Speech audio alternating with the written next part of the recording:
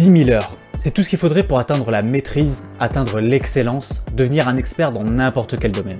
Du moins, c'est ce qu'affirme le mythe. 10 000 heures pour avoir une idée du volume, c'est plus d'heures qu'il n'y en a dans une année entière. Et c'est ce volume de travail astronomique qui aurait permis à Léonard de Vinci de devenir l'un des plus grands artistes-chercheurs de l'histoire, à Mozart de transformer un apprentissage acharné en génie musical, et à Charles Darwin de développer la théorie qui a bouleversé la biologie moderne.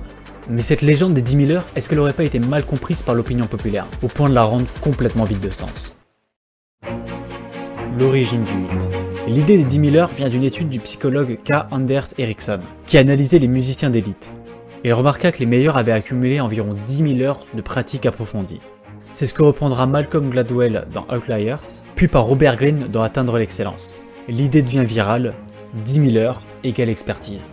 Mais attention, Ericsson lui-même émet déjà la première nuance. Il dit que son étude a quand même été grandement simplifiée. Les 10 000 heures sont pas une règle, mais une moyenne, un ordre de grandeur.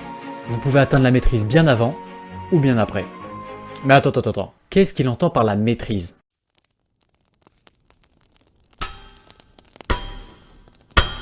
Imaginez un forgeron dans un village au Moyen-Âge. Toutes ses journées se ressemblent. Chaque jour, il chauffe le métal, frappe, ajuste et recommence. Au fil du temps, de par sa pratique, son marteau devient une véritable extension de son bras. Il ne fait plus attention à taper le fer au bon endroit. Il n'est plus soumis aux directives précises qu'on lui a enseignées. Il ne pense plus, il ressent, comme s'il était guidé par son instinct. Plus besoin de réfléchir, de se poser de questions, tout lui vient naturellement. Et il atteint un niveau tel qu'il peut remodeler les enseignements qu'on lui a inculqués. Il peut créer, il peut innover. C'est ça, la maîtrise. Robert Greene dit que le maître voit les patterns derrière les patterns. Le maître dans son domaine le connaît si bien qu'il parvient à le faire évoluer à un tout autre niveau. Charles Darwin incarne la maîtrise à travers l'observation patiente. Élève médiocre, sans talent particulier apparent, il forge pourtant l'une des théories les plus influentes de l'histoire. Pourquoi? Parce qu'il développe, au fil d'années de pratique, la capacité de remarquer ce que personne ne voyait. Pendant des milliers d'heures, il classe des spécimens, collecte des fossiles, note des différences minuscules entre des espèces proches. Puis vient le voyage sur le Beagle. 5 années d'observation quotidienne, de croquis, de comparaisons méthodiques. Ce n'est pas une illumination soudaine, c'est le résultat de pratiques répétées qui aiguisent son intuition scientifique. À force d'accumuler les détails, il finit par percevoir le motif global. C'est ce que Robert Greene appelle les patterns derrière les patterns. Et c'est ainsi qu'il développe la théorie de l'évolution. Une idée simple, mais si profonde qu'elle a transformé la biologie à jamais. Mais il y a quelque chose d'essentiel à comprendre. Ces maîtres n'ont pas atteint ce niveau simplement parce qu'ils ont accumulé un certain nombre d'heures. Ils l'ont atteint parce qu'ils ont fait en sorte que chaque heure compte. Et c'est là que la légende des 10 000 heures devient trompeuse. Car la vérité, c'est que ce chiffre des 10 000 heures ne veut finalement rien dire. Ce qui compte, c'est pas le temps que vous y passez, mais la façon dont vous l'utilisez. Robert Greene affirme que le plus important, ce n'est pas la durée, mais c'est la qualité de la répétition. Il y a la pratique et la pratique. Cogner dans un sac de frappe sans technique est infiniment différent de frapper avec l'intention de devenir meilleur à chaque coup. C'est la pratique délibérée qui fait la véritable différence. Et la pratique délibérée, c'est se concentrer sur ses faiblesses et se tuer à la tâche pour les travailler, sortir de sa zone de confort, répéter avec un objectif en tête, recevoir ou chercher du feedback, corriger et recommencer.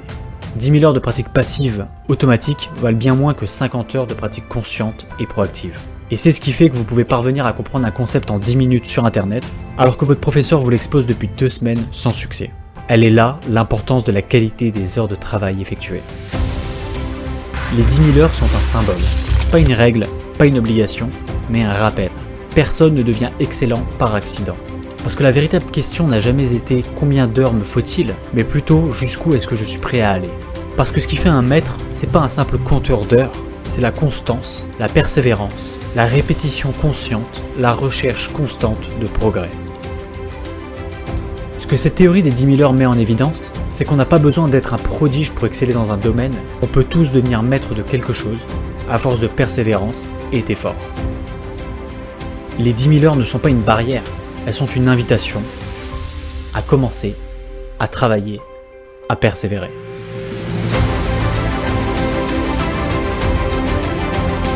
Obsession's gonna be talent every time.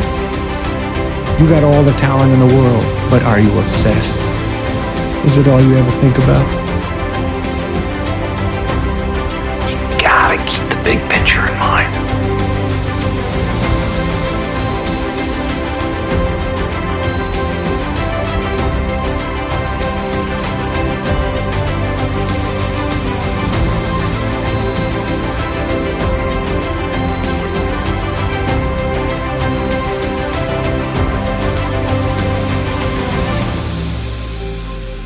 Never back down.